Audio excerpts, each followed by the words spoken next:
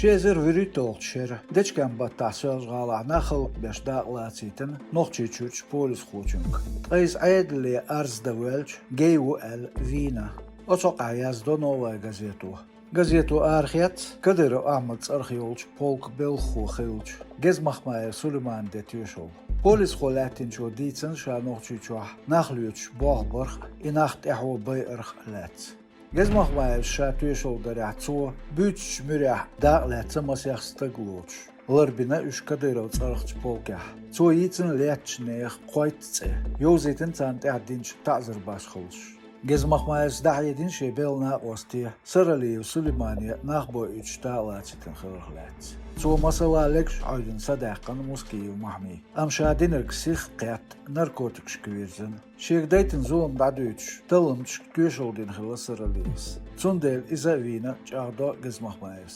Новая газета информация шезер виритол шер. Дечкен бата нохчичуах лецхилч нах вина треварста глахара.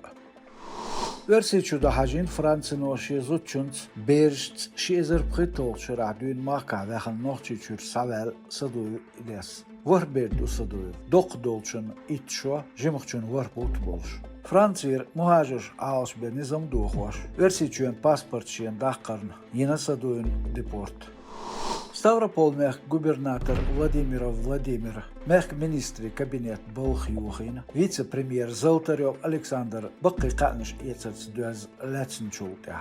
Премьер масу гоуш зюшбу коррупциц бязун боя бацтолш, эла губернатор. Халхо Ставропольеч аэропорта Лейцер, регион вице-премьер Золотарев Александр. Излацна 100 миллион сом каныш ецерхиолч шекванц. Чуэлан изолятор аволч. Ставрополь мех гышлошера архитектури министр Роус Кагарлицкий Алексейс. Дозитен Золотарев дерк. Шен Кагарлицкий духалду айдин вардол.